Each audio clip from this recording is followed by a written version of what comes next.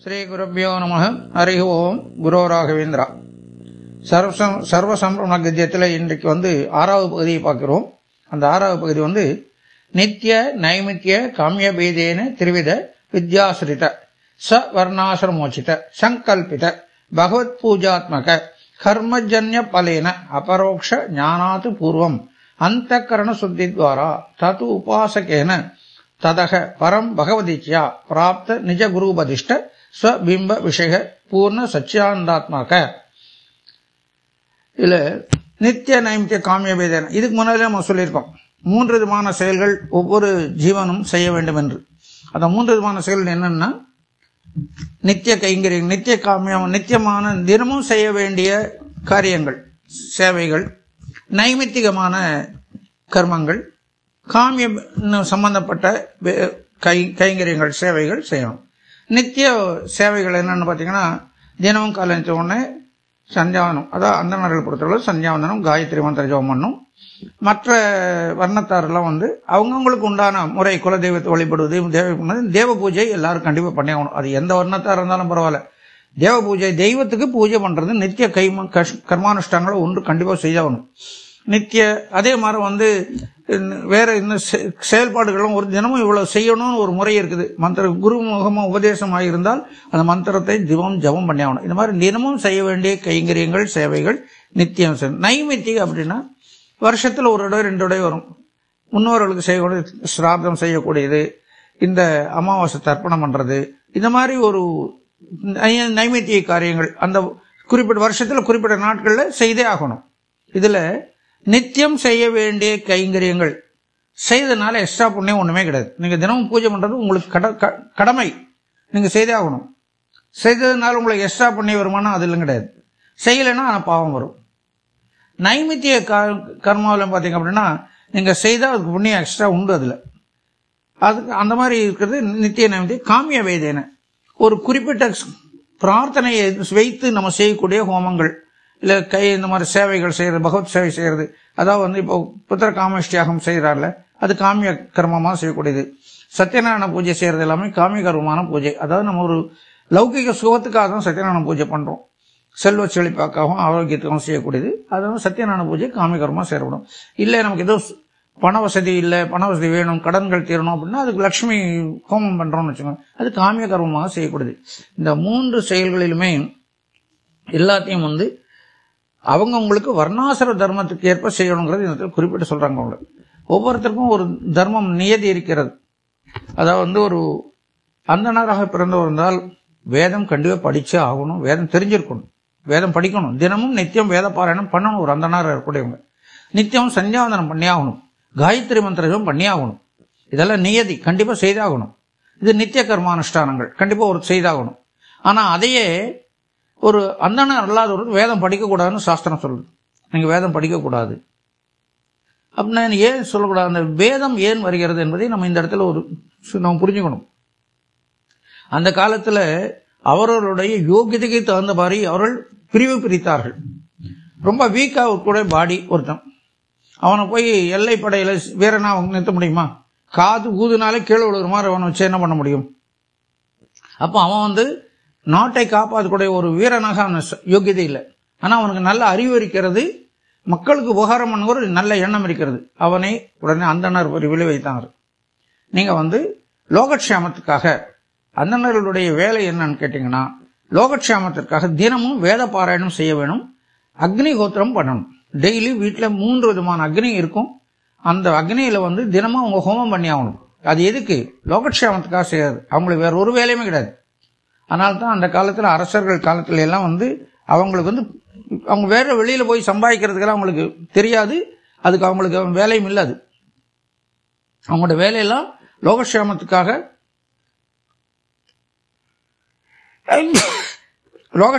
அவங்க வீட்டுல அவங்க வீட்டுல ஹோமங்கள், நித்திய ஹோமங்கள், பாராயணம் பண்ணணும், பூஜைகள் பண்ணணும், எல்லாமே லோகம் நல்லா இருக்கணும், க்ஷேமமா இருக்கணும் செய்யறதுக்காக. அதுக்கு ராஜாக்கள் அவங்களுக்கு நிறைய மானியங்கள் கொடுத்தாங்க. காலப்போக்கில் என்னாச்சுன்னா மானியத்தை இவங்க எல்லாம் வச்சுக்கிட்டாங்க, செய்ய வேண்டிய கைங்கரியத்தை விட்டுட்டாங்க. அதனாலதான் பிராமணா பகுஜன பிரியான்னு இருந்தது. பகுஜன பிரியான பிராமணர்களா இருக்கிறவர்கள் உலகத்தில் இருக்க அத்தனை மேசிகளும் மக்களை நேசிப்பார்கள். அவர்கள் எல்லாத்தையும் அவங்க நேசிப்பாங்க. யாரையும் வந்து வித்தியாசம் பார்க்க மாட்டாங்க. அவங்க கோவிச்சுக்க மாட்டாங்க, திட்ட மாட்டாங்க. அவர் மேலே அன்பு வச்சிருப்பாங்க. மற்ற ஜனங்களும் பிராமணர்கள் மேலே ரொம்ப நேசிப்பார்கள். அவர்கள் மேல மரியாதை வச்சிருப்பாங்க. உலகத்துக்காக கஷ்டப்படுறாங்க இவங்க அப்படின்னா அவங்களுக்கு ரொம்ப மரியாதை கொடுப்பாங்க. அவங்க மேல அன்பு வச்சிருப்பாங்க. அது ஒரு காலத்துல இருந்தது. இப்ப வந்து அது என்னாச்சு, பிராமணா போஜன பிரியான் ஆகி போச்சு. சாப்பிட்றதுக்கு மாதிரி தான் இருக்காங்கன்னு சொல்லி ஒரு வழக்கில் வந்து பிராமணா போஜன பிரியான், பிராமணா பகுஜன பிரியானது. அதனால சில பேர் செய்ய வேண்டிய கடமைகள் என்னென்னங்கிறது அந்த இடத்துல சொல்லியிருக்கிறது. அதே சமயத்தில் வந்து அவங்க வர்ணாசிரம தர்மம் தகுந்த மாதிரி செய்யணும். அதுல வந்து நல்ல வீரமிக்கவர்கள், நல்ல பலசாலிகள் வந்து நாட்டுக்கு வந்து சோல்ஜர்களாக, சத்திரியர்களாக இது பண்ணாங்க. நல்ல சாமர்த்தியமா பேசுறவங்க, வியாபாரம் பண்ணவங்க அவங்க வைசியர்களாக இருந்தார்கள். சேவை மனைப்பானவர்கள் அடுத்த வர்ணத்துல அவங்க கொண்டு சேவை செய்வர்களுக்காக அவங்கள இந்த மாதிரி வச்சாங்க. அதனால வர்ணாசிரமங்கிறது ஒருத்தர் வந்து இதுல உயர்ந்தவர் யார் தாழ்ந்தவர் யாரும் கொஸ்டினே கிடையாது. எல்லாரும் சமம் தான். இறைவன் முன்னால எல்லாரும் சமம், மக்கள் எல்லாரும் சமம் தான். அவங்க தொழிலை அவங்க கரெக்டா செய்ய அவங்க உயர்ந்தவர்கள், அவங்க தொழில் கரெக்டா செய்தா அவங்க உயர்ந்தவர்கள், இல்லைன்னா அவங்க தாழ்ந்தவர்கள் தான். அப்படி நித்திய நைமிதி காமியன் திருவேத வித்யா ஸ்வர்ணாசிரமோச்சித சங்கல்பித பகவத் பூஜாத்ம கர்மஜன்ய பலேன அபரோக்ஷ ஞானாது பூர்வம் அந்த கரண சுத்தி துவாரா அதாவது உபாசகேன. அதாவது இப்ப நம்ம ஹரியை நம்ம முழுவதுமாக எப்படி பார்க்கணும்னா சச்சித் ஆனந்தம், சச்சிதானந்தம் சொல்றோம். சச்சித் ஆனந்தம் என்று அவரை பார்க்க வேண்டும். சத்துனா எப்பவும் நிரந்தரமா இருக்கக்கூடிய அழிவில்லாதவர். சித்துனா அவரே ஞானம். அப்புறம் ஆனந்தம், அவரே எப்பொழுதும் ஆனந்தமா இருக்கக்கூடியவர். இந்த மூன்றாகவும் அவரை பிரிந்து பார்த்து அவரை நம்ம உபாசனை பண்ணணும். அந்த ஒவ்வொரு உபாசனைங்கிறது ஒவ்வொரு ஜீவனுக்கும் முக்கியமான ஒரு உபாசனை. அது அப்பதான் அவங்களுக்கு அபரோக்ஷ ஞானம் கிடைக்கும். அதை எப்படி பிம்ப உபாசனை செய்யணும் அப்படின்னா நம்ம எங்க வேணும், நம்ம ஹிருதயத்திலே நம்ம இறைவனை பார்க்க வேண்டும். இறைவனை அங்கே அந்த இடத்துல அவனை பிரதிஷ்டை பண்ணி தினமும் அந்த இறைவனை நம்ம மானசீகமா பூஜை பண்ணிட்டே வரணும். வெளியில பூஜை, புற பூஜை செய்யறது ஒண்ணும், அகப்பூஜை செய்யறது ரொம்ப முக்கியம். மானச பூஜை ரொம்ப முக்கியமானது. அதுக்கு என்ன பண்ணுவாரு, நமக்கு எந்த பிம்பத்தை, சுவாமிக்கு எந்த பிம்பத்துல நீங்க பண்ணாலும் அதுக்கு ஹரியை தான் போய் சேரும். பகவத்கீதை சொல்றா இல்லையா, நீ வந்து அசுரர்களில் நான் பிரகலாதனா இருக்கிறேன், மரங்களில் அரசனாக இருக்கிறேன், அரச மரமா இருக்கு, இதெல்லாம் சொல்லிட்டு வரல. அது என்ன அர்த்தம்னா எல்லாத்திலையும் பகவான் வியாபித்திருக்கிறார். எங்கேயுமே அவர் வந்து இல்லமே கிடையாது. நீங்க எந்த இடத்துல பண்ணாலும் அந்த பூஜை யாருக்கு போய் சேரும், இறைவன் போய் சேரும். முதல்ல பிரார்த்தனை சங்கல்பத்தை கத்தில நம்ம சொல்லியிருக்காரு, எந்த வார்த்தைகள் எந்த சப்தம் வந்தாலும் அது இறைவனை குறிப்பதாக அமைந்திருக்குன்னு சொல்லிட்டார்.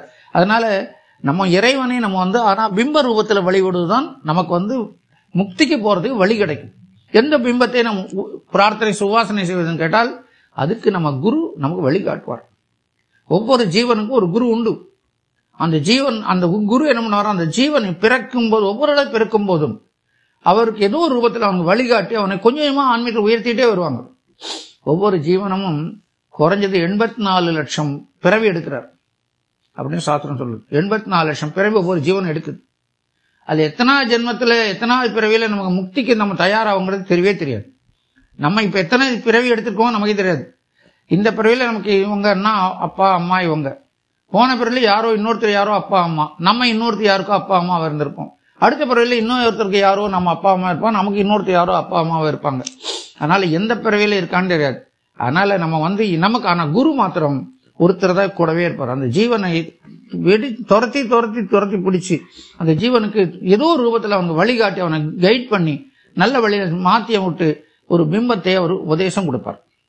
ஆனா மனப்பக்குவம் வரணும். இந்த பக்குவப்பட்டதான் உபதேசம். அந்த பிம்ப மூர்த்தியை அவர் காட்டுவார், குரு காட்டுவார். அந்த பிம்பம், இந்த மூர்த்தியை நரசிம்மரோ இல்ல ராமரோ கிருஷ்ணரோ துர்கையோ, அதை வந்து அந்த பிம்பத்தை, அந்த உருவத்தை குருவை நம்ம காட்டுவார். அதை நம்ம வந்து விடாமல் பிடித்து கொண்டு நிறைய சாதனைகள் பண்ணணும். அந்த சாதனைகள் வந்து செய்யறதுங்கிறது கடினமான செயல். சதா சர்வகாலம் அந்த தியானத்திலே இருந்துட்டே இருக்கணும். அது எப்ப சித்திக்கும் நமக்கு சொல்ல முடியாது. அது பகவானுடைய அனுகிரகம் இருந்தால் மட்டுமே அந்த சாதனை சித்திக்கும். அது எப்ப கிடைக்கும், எந்த ஜென்மத்தில், இந்த ஜென்மத்தில் கிடைக்கலாம், இன்னொரு 10 ஜென்மம் கழிச்சு கிடைக்கலாம், இல்ல 100 ஜென்மம் கழிச்சு தான் கிடைக்கும்னாலும் சொல்ல முடியாது. நம்முடைய சாதனை எந்த அளவுக்கு இருக்கிறதோ அந்த அளவுக்கு நமக்கு சீக்கிரம் கிடைக்கும். அதை நம்ம முயற்சி பண்ணிட்டே இருக்கணும். அந்த பிம்ப ரூபத்தை நம்ம தியானம் பண்ணிட்டே இருந்து அதுக்கு சாஸ்திர ஞானம் தேவைன்னு சொல்றாங்க.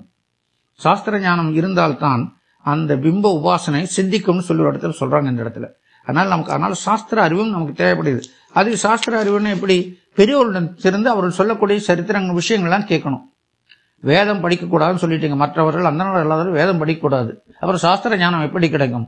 வேதத்தில் அல்லாமல் அது எல்லாத்தையும் வந்து நிறைய இதிகாசங்களே, ராமாயணம், மகாபாரதம், பாகவதம், பகவத்கீதை எல்லாத்துலயும் நிறைய விஷயங்கள் சொல்லியிருக்கேன். வேதத்தில் சொல்லப்பட்ட கருத்துக்கள் அதுல சொல்லப்பட்டிருக்கு. அதனால அதையெல்லாம் படித்தால் பாகவதம் படிக்கலாம், ராமாயணம் படிக்கலாம், மகாபாரதம் படிக்கலாம், பகவத்கீதை படிக்கலாம், உபநிஷதங்கள்லாம் படிக்கலாம், தோஷம் கிடையாது. அது ஓரளவுக்கு தெரிஞ்சுக்கலாம், அவ்வளவுதான். நீங்க பாராயணம் பண்ண வேண்டாம். அதனுடைய கருத்துக்களை நாம் புரிந்து கொள்ளலாம் இல்லையா? அதையெல்லாம் யார் வேணா கேட்கலாம். உபநிஷதங்களுடைய கருத்துக்களை எல்லாரும் கேட்கலாம். கருத்துக்களை நீங்க அதை பாராயணம் பண்ண வேண்டாம். ஆனா அப்படி செய்யும் போது உங்களுக்கு அந்த சாஸ்திர ஞானம் கிடைக்கும் போது இன்னும் பிம்ப உபாசனை மிக சிறப்பாக அமையும். அப்படி பிம்ப உபாசனை சிறப்பாக அமையும் போது உங்களுக்கு அபரோக்ஷ ஞானம் ஏற்படும். அபரோக்ஷ ஞானம் ஏற்படுதுங்கும் போது அந்த ஞானம் வரும்போது என்ன ஆகும்னா உங்களுடைய அனிருத்த தேகம் விடுபட்டு போகும். அனிருத்த தேகம் விடுபடணும்னு என்ன அர்த்தம்? நம்ம அந்த லெவல்ல பக்கா லெவல்ல மேல் டாப் லெவல்ல போயிடுவோம். லெவல்லே நம்ம ஜீவன்ல நம்ம உயர்ந்த நிலைக்கு போயிடுவோம். அப்ப நமக்கு பிறவி இருக்காது.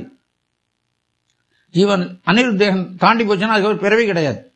நம்ம முக்தி யோகியதர்களாக அந்த ஊழிக்காலம் வரல நம்ம ஒரு சொர்க்கலோகத்திலே நம்ம காத்திருப்போம். பகவானை தியானம் பண்ணிட்டே இருப்போம். அந்த ஊழிக்காலம் வரும்போது சத்துருங்க பிரம்மா நம்மளை எல்லாம் அழிச்சிட்டு போய் விரஜா நதியை தாண்ட வச்சு நம்ம கொண்டு போய் சேர்த்துவார். அப்ப விரஜா நதியை தாண்டும் போது முதல்ல சொன்ன மாதிரியே அந்த லிங்க தேகம் அழிபட்டு போகும். இந்த அழிபட்டோன்னு சுத்த சைத்தன்யம் நம்ம சொரூப தேகம், அந்த ஜீவனுடைய சொரூப தேகம் அப்பொழுது வெளிப்படும். சொரூப தேகத்தோட நம்ம ஜீவன் இருக்கும்போது ஆனந்தத்தை நம்ம அனுபவிக்க முடியும். அப்படி இந்த விஷயம் சொல்லி இருக்குது. இந்த 3 விதமான கர்மாக்கள் சொல்றாங்க, நித்திய நைமித்திய காமி வேதனைங்கிற 3 விதம் இன்னொரு விதமா சொல்லலாம்னு சொல்லியிருக்காங்க. அது என்னன்னா உடலால் செய்யக்கூடிய சேவை, மனசால் செய்யக்கூடியது, வாயால் சொல்லக்கூடியது.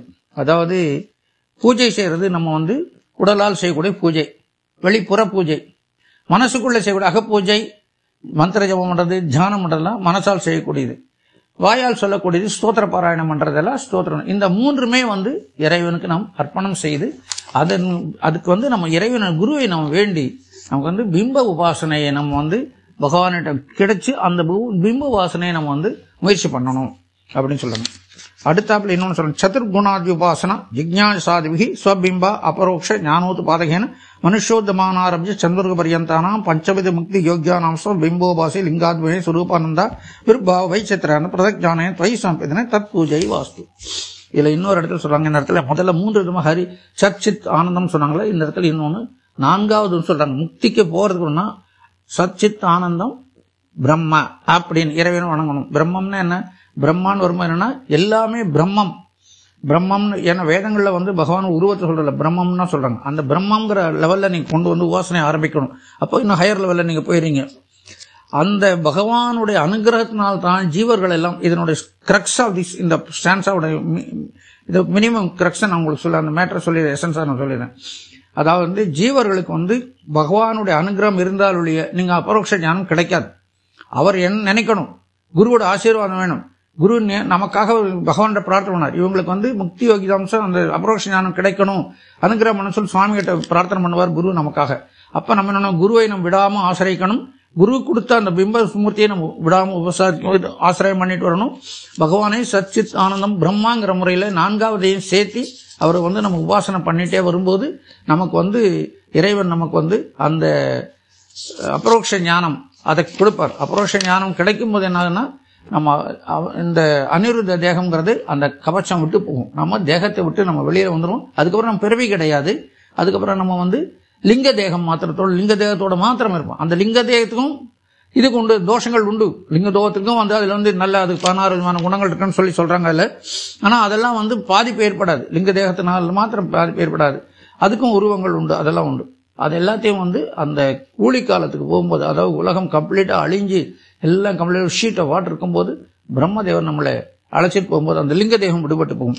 அப்ப சொரூப தேகம் மாத்திரம் இருக்கும். சொரூப தேகம்னா நம்ம ஜீவனுக்கு உண்டான ஒரிஜினல் ஃபார்ம் ஆஃப் அவர் பாடி, அதான் ஜீவனோட உடல். அதுக்கு வந்துட்டோம்னா அது நம்ம 3 நிலைகளில் பகவானுடைய சொன்ன சத்துகுணாத்மன்னு பச்சமுக்தி பிம்போபாசி லிங்கோத்பக, அதான் அந்த இடத்துல நம்ம வைகுண்டத்துக்கு நம்ம போகணும். 3 விதமான நிலைகளை பகவானை பார்க்கிறோம். அதான் ஸ்வேத தீபம், அனந்தாசனம், வைகுண்டம்ன்ற 3 நிலைகளை பகவானை நம்ம தரிசனம் பண்ணி இந்த சந்தோஷத்துக்கு இந்த ஜீவன் கிடைக்கும்னு இந்த இடத்துல சொல்லியிருக்காங்க. ஸோ அடுத்தது மோஸ்ட் ப்ராபப்லி நம்ம நம்முடைய நிறைவு பகுதியாக இருக்கும். இந்த சப்ஜெக்ட்ல முடிஞ்ச அளவுக்கு நான் உங்களுக்கு நான் சொல்லியிருக்கேன் நான் இதில். ஸோ நெக்ஸ்ட் பகுதி நிறைவு பகுதியாக இருக்கும். அதாவது என்னன்னா நம்ம செய்யக்கூடிய அத்தனை செயல்களுமே நம்ம எந்த செயல் செய்தாலும் அந்தந்த தேவதைகளுக்கு நம்ம அப்பப்போ சமர்ப்பணம் பண்ணி இறைவனுக்கு அர்ப்பணம் பண்ணணுங்கிறதா இதனுடைய இந்த மொத்த சர்வசமண கட்சியினுடைய விஷயமா இவ்வளவுதான். நீங்க என்னெல்லாம் செயல் செய்றீங்களோ அது நல்லதோ கெட்டதோ, முதல்ல சொல்றது எல்லா தேவதைகள் மூலமாக நமக்கு நல்லதெல்லாம் பண்றாங்க. கெட்டது பண்றவங்களுக்கு என்ன பண்றாங்கன்னா அடுத்த ஸ்டான்ஸால சொல்றாங்க. அவங்களையும் பகவான் என்ன பண்றாரு, தைத்தியர்கள் நமக்குள்ள கெட்ட குணங்கள், அதை தான் அசுரர்கள் சொல்றாங்க. தத்துவாபிமானி, முதல்ல சொன்னாங்க இல்லையா, தத்துவாபிமான தேவதைகள், தத்துவாபிமான அசுரர்கள். தத்துவாபிமான தேவதைகள் மூலமாக நல்லது நடக்கும், கெட்டதெல்லாம் யாரு நடத்துவார், தத்துவாபிமான அசுரர்கள் மூலமாக முக்கிய பிராணதேவர் நடத்துவார். அப்ப அந்த அசுரர்களுக்கு என்ன தண்டனை, கெட்டது வழி நடத்துறாங்க, அவங்களுக்கு என்ன தண்டனை, அது முக்கிய பிராணதேவர் தண்டனை கொடுக்குறாரு. அதை அடுத்த ஸ்டான்ஸால நம்ம சொல்லி இந்த சர்வசமண கத்தியத்தினுடைய விளக்குறையின் நிறைவு செய்யலாம். நாளைக்கு குருராஜா அர்ப்பணமஸ்து, கிருஷ்ணா அர்ப்பணமஸ்து.